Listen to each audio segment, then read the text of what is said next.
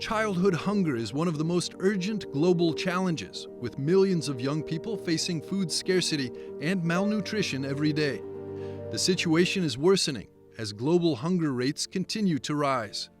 Magnus MacFarlane-Barrow, founder of Mary's Meals, has dedicated his life to fighting this plague, driven by a calling from the Virgin Mary of Medjugorje during the devastation of the Bosnian War, where he witnessed the hunger and suffering of those around him. Now, from one single shed, his organization provides school meals to youngsters in extreme poverty and has reached millions of children worldwide, offering them not only food, but also an opportunity for education. It's heartbreaking when you meet parents. We sat down with him to delve deeper into the topic and gain a better understanding on how Mary's Meals addresses this hunger crisis. Our response is about providing one meal every day to the world's poorest children, always in a place of education. So we meet their immediate need for food, but by serving it always in school, we're enabling those children to come into the classroom and to gain that education that sets them free. How much does that cost to feed a child per day? It costs $25 for us to feed a child for an entire school year. And that sounds maybe like a make-up number.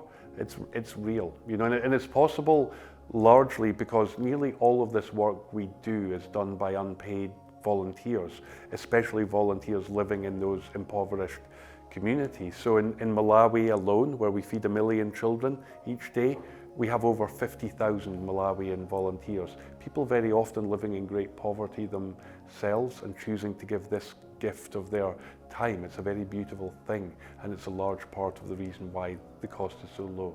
This sounds very simple. How did you come up with this? How did this come about?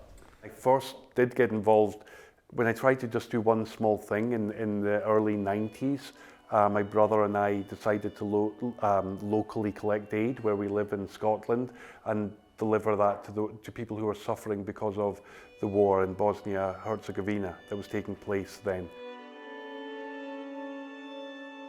This work of Mary's Meals was born 10 years later, 2002, and by then I was in Africa working in an emergency feeding program, and I met this family. The father of the family had just died, and the mother was dying when I met them. She was called Emma, and I began talking to our oldest child, who was called Edward, and he was 14 years of age. And at one point in the conversation I asked Edward, what's your hope, what's your ambition? And he said to me, well, I'd like to have enough food to eat, and I'd like to go to school one day. And that was all his ambition at 14 years of age. And it was really his words that prompted this whole mission. I love that, the fact that this thing that's grown unexpectedly around the world was ignited by the words of a child. How does your personal faith inform or influence your work? It informs everything. It's why I do this work. This work, by the way, is named after Mary, the mother of Jesus. It belongs to her. So at the very beginning, after meeting Edward and starting out, you know, there were 3 important things. One was, you know, that we knew this had to be owned by the local community more than us. And secondly, we believed strongly that we wanted to use locally produced food. And then thirdly, and most importantly, we had this conviction that this new work belonged to our Blessed Mother. And we asked her, show us how to do this, you know, and that's not a small thing. It's a big responsibility to dare to do this work in her name, to try and do it always in a way that does honour her, to do it in a way that does point to her son Jesus. And so she's my boss, and she's a very good boss to have, and we're also a universal mission. You know, that we feel that from the outset, God wants this simple work to be something that everyone's invited into. What would have to happen that all children do not have to starve? Because that's our vision, that every child in this world should be able to eat a meal every day at school.